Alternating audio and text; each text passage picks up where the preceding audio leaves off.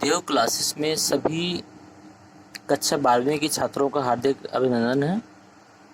जैसा कि आप देख रहे हैं कि हमारी लाइव क्लास स्टार्ट हो चुकी हैं और इन क्लासों में कक्षा 9वीं से लेकर 12वीं तक के सभी बच्चों के सब्जेक्ट के वीडियो अपलोड किए जा रहे हैं और कुछ लाइव क्लासें भी होती हैं।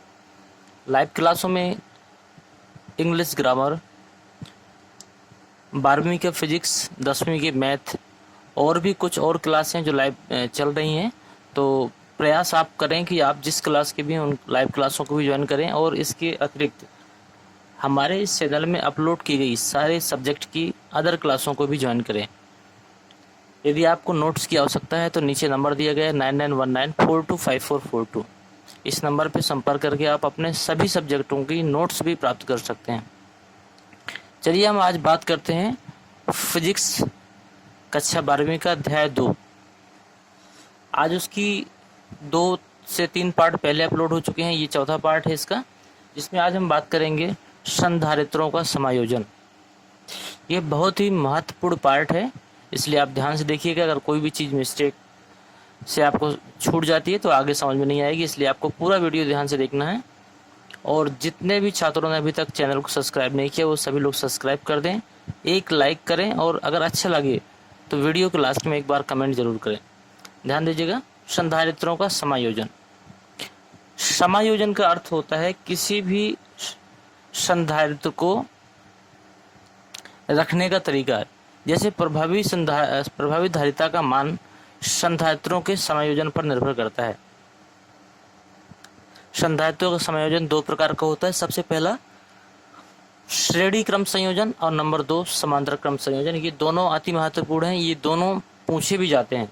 किसी वर्ष श्रेणी क्रम आता है और किसी वर्ष समांतर क्रम आता है और किसी वर्ष इन दोनों से भी प्रश्न आ सकते हैं।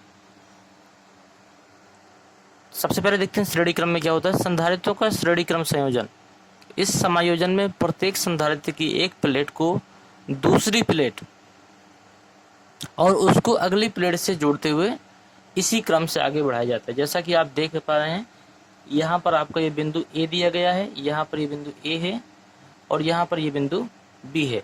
तो इन दोनों के बीच में क्या है, पहली प्लेट से दूसरी और दूसरे से तीसरी, तीसरे से चौथी, या फिर आप ऐसा कह सकते हैं कि पहली प्लेट से दूसरी प्लेट को और दूसरी प्लेट से दूसरे संधारित्र की पहली प्लेट को और चौथी प्लेट को तीसरी संधारित्र की पहली प्लेट से जोड़ते हुए इसी क्रम से आगे बढ़ाया जाता है।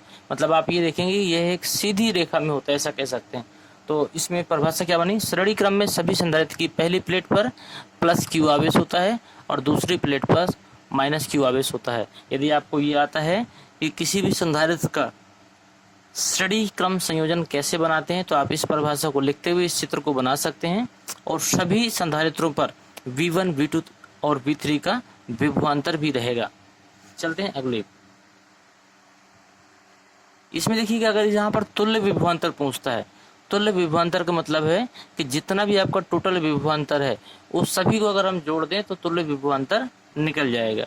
अगर कभी सवाल आता है कि किसी संधारित्र पर 10 वोल्ट का विभवांतर, दूसरे संधारित्र पर 3 वोल्ट का विभवांतर और तीसरे संधारित्र पर 8 वोल्ट का विभवांतर है, तो बताइए इसका तुल्य विभवांतर कितना होगा। जिस जगह तुल्य पूछेगा तो उन सभी को श्रेणी क्रम में जोड़ देते हैं और जोड़ने के बाद में जो भी उत्तर आएगा वो उसका तुल्य विभवांतर कहलाएगा। इसके स्थान पर यह भी हो सकता है कभी कभी आपसे संधारित्र की तुल्य धारिता पूछ ले। यदि धारिता पूछ लेता है तो हम विभवांतर के सूत्र को खोल देंगे।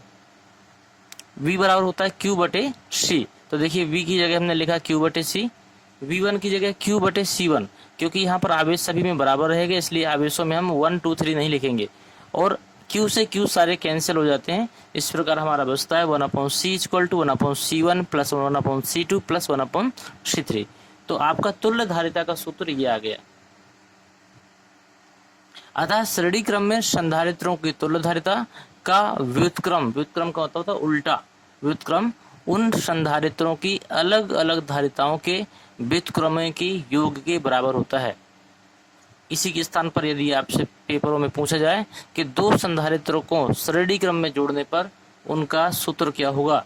तो कभी कभी कन्फ्यूजन के लिए आपको ये सूत्र भी दे सकता है, C = C1 C2 upon C1 + C2। तो ये सूत्र, यही सूत्र है जो बगल में लिखा हुआ है, ये वाले सूत्र को मॉडिफाई करके ये सूत्र बना दिया गया। अगर आप इसी में लासा लेकर हल करेंगे तो आपका यही सूत्र तैयार होगा। ठीक है, आगे देखिए, यदि n संधारित्र श्रेणी क्रम में लगे हों। अब यहाँ पर n का मतलब हमें गिनती का पता नहीं है। यदि n संधारित्र श्रेणी क्रम में लगे हों तो तुल्य धारिता का सूत्र होगा 1/CR = N/C। 1/CR = N/C। ये फिर आप इसी को लिख सकते हैं CR = C/N। तो ये अति महत्वपूर्ण था जो हमने आपको बताया। अगला है संधारित्रों का समांतर क्रम संयोजन। देखिए, श्रेणी क्रम में सभी संधारित्र एक दूसरे से जुड़ते हुए आगे बढ़ते हैं, लेकिन इसमें ऐसा नहीं होता। इस समायोजन में संधारित्र की पहली प्लेट को एक बिंदु से तथा दूसरी प्लेटों को दूसरी बिंदु से जोड़ते हैं। जैसा कि आप देख रहे हैं, संधारित्र में पहली, दूसरी और तीसरी प्लेट ए बिंदु से जुड़ी है और इसमें अगला चौथी, पांचवी और छठवीं प्लेट बिंदु बी से जुड़ी है। इसमें क्या लिख सकते हैं हम, इन संधारित्र में संधारित्रों की पहली प्लेट को एक बिंदु से तथा दूसरी प्लेटों को दूसरी बिंदु से जोड़ देते हैं। इसके बाद पहले बिंदु को विद्युत स्रोत से जोड़ते हैं तथा दूसरी को पृथ्वी से जोड़ देते हैं। पहले को किससे जोड़ते हैं, बिंदु ए को विद्युत स्रोत से और बिंदु बी को पृथ्वी से जोड़ देते हैं। तो तीनों पर कुल आवेश कितना हो जाएगा, Q = Q1 + Q2 + Q3। आवेश यहाँ पर 1 2 3 में गिना जाएगा, सभी में अलग अलग होगा। अब सभी के सूत्रों को खोल लीजिए। Q बराबर होता है C × V। तो सभी के सूत्र खोलेंगे तो यहाँ पर विभवांतर सभी में समान होगा। समांतर क्रम में विभवांतर समान होता है और श्रेणी क्रम में आवेश समान होता है। तो यहाँ पर V से V सभी के कैंसिल हो जाएंगे, तो बचेगा C = C1 + C2 + C3, या फिर जितने भी होंगे +CN तक जा सकते हैं आप। तो आपको ध्यान दीजिएगा, श्रेणी क्रम में तुल्य धारिता का सूत्र क्या होता है, श्रेणी क्रम में होता है 1/C = 1/C1 + 1/C2 + 1/C3। लेकिन समांतर क्रम में यही सूत्र हो जाएगा, C = C1 + C2 + C3, या फिर जितने भी संधारित्र दिए गए हैं हम इनको जोड़ते हुए आगे बढ़ जाएंगे।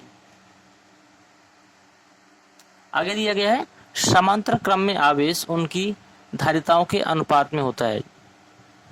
समांतर क्रम में जो आवेश होता है वो उनकी धारिताओं के अनुपात में होता है। मतलब Q1 अनुपात Q1 अनुपात Q3 करेंगे तो ये भी C1 C2 C3 के अनुपात में बराबर हो जाएगा। इस प्रकार यदि आपसे पूछा जाए कि किसी समान धारिता के n संधारित्र, किसी समान धारिता के n संधारित्र समांतर क्रम में जुड़े हैं तो इसकी तुल्य धारिता कितनी होगी, इसकी तुल्य धारिता होगी CR = N × C। इसका सूत्र होगा। यदि आपको वीडियो पसंद आ रहा है तो वीडियो को एक बार लाइक जरूर करें, क्योंकि यही हमारे मोटिवेशन का सबसे बड़ा कारण और आपके हमारे बताने का और आपके समझने के तरीके का आकलन होता है।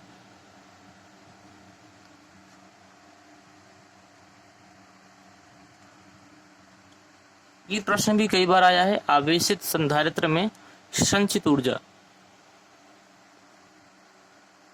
इसको समझिए, जब संधारित्र को आवेशित करते हैं, जब किसी भी संधारित्र को आवेशित करते हैं, आवेशित का मतलब होता है किसी एक बिंदु को पृथ्वी से तथा दूसरे बिंदु को जब हम विद्युत स्रोत से लगाते हैं तो ये आवेशित हो जाएगा। तो इसके आवेश छोटे छोटे भागों में दिया जाता है। इस प्रक्रिया में संधारित्र पर पहले से उपस्थित आवेश के प्रतिकर्षण बल के विरुद्ध कार्य किया जाता है और यही कार्य संधारित्र की प्लेटों के बीच वैद्युत स्थितिज ऊर्जा के रूप में संचित हो जाता है। ये परिभाषा अगर आती है तो आप ध्यान से नोट डाउन करिएगा और इसको याद करिएगा।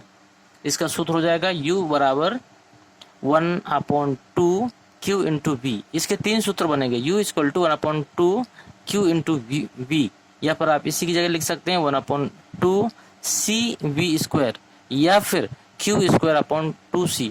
जैसा कंडीशन आपको दिखाई दे सवाल को पढ़ने के बाद में, न्यूमेरिकल को पढ़ने के बाद में, उसी हिसाब से आप सूत्र को भी लगा सकते हैं।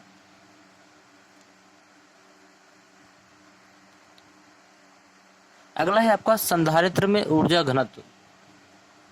विद्युत क्षेत्र में प्रति एकांक आयतन में ऊर्जा घनत्व महत्वपूर्ण प्रश्न है। ये भी 1 नंबर में भी आ चुका है, इसके सवाल भी आ चुके हैं। विद्युत क्षेत्र में प्रति एकांक आयतन में संचित ऊर्जा को संचित ऊर्जा घनत्व कहते हैं। कितना सरल सा है। विद्युत क्षेत्र में प्रति एकांक आयतन में विद्युत क्षेत्र में प्रति एकांक आयतन में संचित ऊर्जा को संचित ऊर्जा घनत्व कहते हैं। यदि समांतर प्लेट वायु संधारित्र की प्लेटों का पृष्ठीय क्षेत्रफल A हो, यदि समांतर प्लेट वायु संधारित्र की प्लेटों का पृष्ठीय क्षेत्रफल A हो तथा इनकी बीच की दूरी D हो तथा विभवांतर V हो, ये तीनों चीजें दी गई हो, तो ऊर्जा घनत्व का आप सूत्र लगा सकते हैं।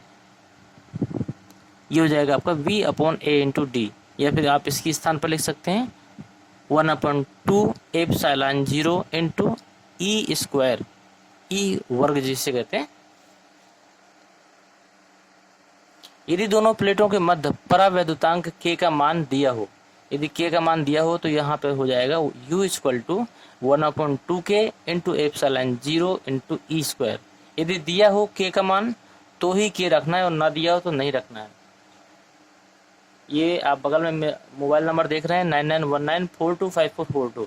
यदि आपको नोट्स की आवश्यकता है तो आप इस नंबर में संपर्क करके नोट्स को प्राप्त कर सकते हैं। इस अध्याय की लगभग सारी चीज़ें जो महत्वपूर्ण थी वो हमने आपको बता दी। इस अध्याय के 4 वीडियो अपलोड किए गए हैं, तो आप सभी छात्र उन चारों वीडियो को देखते हुए अपने इस अध्याय को कंप्लीट करें और न्यूमेरिकल को लगाने का प्रयास करें, क्योंकि लगातार 6 अध्याय पूरे होने के बाद में हम 6 अध्याय के न्यूमेरिकल को भी बोर्ड में बताएंगे। इसके पहले हम लोग अभी थ्योरेटिकल भाग में चल रहे हैं।